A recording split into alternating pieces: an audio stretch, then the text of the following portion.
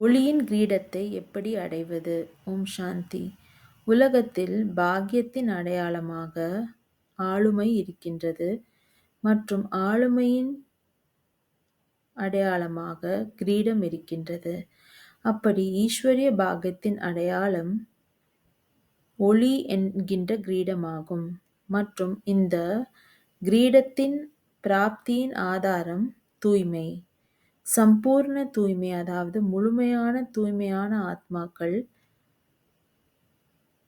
ஒளியின் கிரீடதாரி, அதாவது ஒளியின் கிரீடத்தை உடையவர்களாக இருக்கின்றார்கள்.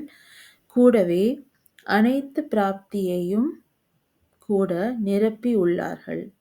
அப்படி எந்த ஒரு பிராப்தியின் குறைவு இருந்ததென்றால் ஒளியின் கிரீடம் தெளிவாக தென்பட முடியாது.